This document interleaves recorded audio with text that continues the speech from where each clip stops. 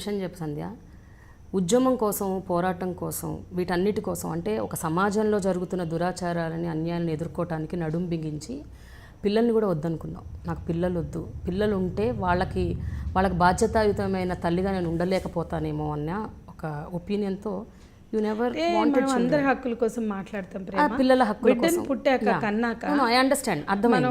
చేయాలి. కానీ ఇన్నేళ్ల తర్వాత, 35 ఏళ్ల తర్వాత ఇప్పుడు నీకు ఎందుకు అనిపించింది ఒక బాబుని అడాప్ట్ చేసుకున్నావు ఈ మధ్య రీసెంట్గా, ఒక 3-4 ఏళ్ల క్రితం? అంటే ఒకటి మా హస్బెండ్ కొంచెం ఐసోలేటెడ్గా ఉండడం ఒకటి, రెండోది ఏంటంటే ఒక బాబు అలా ఉన్నాడు, అతని కండిషన్ బాగాలేదని తెలిసినప్పుడు ఇప్పుడు మేము ఆర్థికంగా బెటర్గా ఉన్నాం గతం కన్నా పోలిస్తే, ఒక లైఫ్ ఇవ్వచ్చు. ఇప్పుడు నేనేంటంటే ఇన్నాళ్ళు ఎవరో ఒకళ్ళు ఉండడం, ఇప్పుడు మళ్ళీ ఎవరు లేరు, అందరు బాధ్యతలు అయిపోయినాయి. నా ఫ్రెండ్ వచ్చి, ఒక డాక్టర్, నాకు చాలా క్లోజ్ ఫ్రెండ్ వచ్చి ఇట్లా ఉంది ఆ చైల్డ్ అన్నప్పుడు నాకు ఎందుకో ఒక చైల్డ్కి మనం లైఫ్ ఇస్తే అన్ని విధాలా కంఫర్టబుల్గా ఉన్నాం. నాకు చాలా ఇబ్బంది పెంచడం, కానీ ఫస్ట్ మా ఆడబడుచుతో మాట్లాడి నాకు ఇలా వచ్చింది ఏంటంటే, నువ్వేం బాధపడకు, నేను అన్ని బాధ్యతలు తీరి రిటైర్మెంట్ ఉన్నా కదా, నేను కొన్ని రోజులు నేను పెంచిస్తానని తను ముందుకు రావడం, ఆ తర్వాత అమ్మ అని అడిగితే నేను ఉంటాను అనడం, వాళ్ళిద్దరూ ఇచ్చిన ధైర్యంతో నేను సాహసం చేశాను, తెచ్చుకున్నాము. అయితే అంతకుముందు నేను కొత్తగా ఉద్యమాల్లోకి వచ్చినప్పుడు ఏంటంటే మా పరిస్థితి కష్టం. ఇప్పుడు వీడొచ్చి నుంచి ఫుల్ టైం మేడ్ని మేము అఫోర్డ్ చేయగలుగుతున్నాం, అప్పుడు అలాంటి స్థితి లేదు.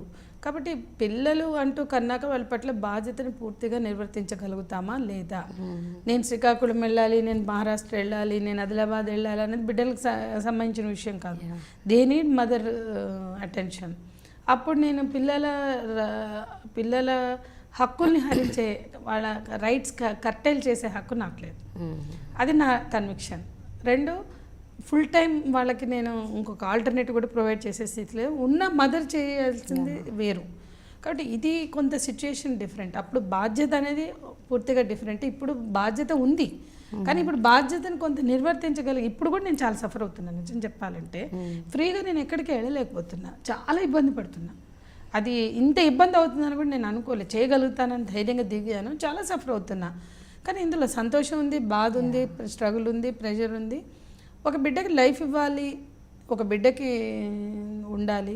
మాకు కూడా వాడికి నేను ఈరోజు వరకు ఏ ఇంటర్వ్యూల్లో కూడా 2 అమ్మాయిలు పెంచిన విషయం నేను చెప్పలేదు.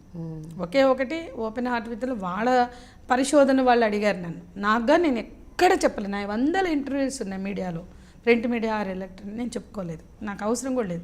నేనేదో ఉద్ధరించాను, నేనేదో గొప్పగా ఫీల్ అయ్యి చేసింది కాదు, అనుకోకుండా జరిగినాయి అనుకుంటాను. 2 అమ్మాయిలు కూడా, ఒకళ్ళు మా కామరేడ్ కూతురు, ఒక అమ్మాయి బాధితురాలుగా వచ్చి అట్లా అటాచ్ అయిపోయింది.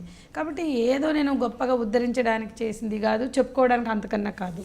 ఒక్క సింగిల్ ఇంటర్వ్యూలో కూడా చెప్పలా. ఆర్కే గారు అడిగితే అదొక్కటి చెప్పాను అంతే. ఇక ఇదంటావా, బాబుదైతే ఇదే ఫస్ట్ టైం. కానీ బాబుకి సంబంధించి కూడా అట్లా అనుకోకుండానే జరిగినాయి. నేను ప్రిపేర్ అవ్వడం, నా చుట్టూ ఉన్న వాళ్ళు నాకు సపోర్ట్గా రావడం అలా జరిగిపోయింది. కానీ వాడికి నేనేదో చేశాను అనుకోవట్లే, వాడే మాకు సంతోషాన్ని ఇచ్చాడు. ఒక రకంగా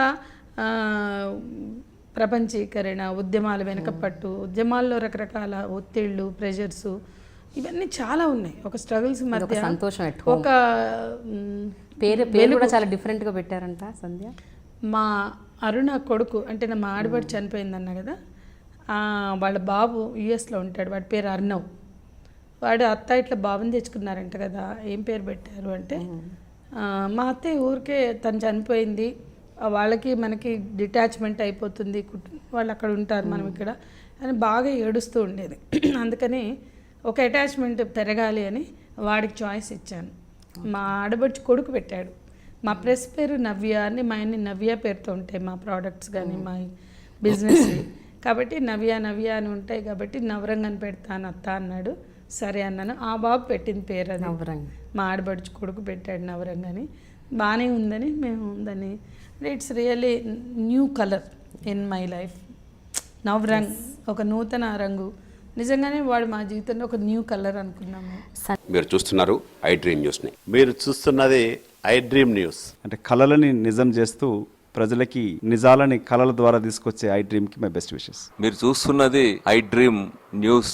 మీరు చూస్తున్నారు I dream channel. For more videos, please subscribe iDream. మరిన్ని వీడియోల కోసం ఐ డ్రీమ్ని సబ్స్క్రైబ్ చేయండి. Please subscribe I dream. And I am very much satisfied with the way interview went on. Kindly subscribe to iDream. For more videos, subscribe to iDream. and loads of fun entertainment and content. Do watch iDream.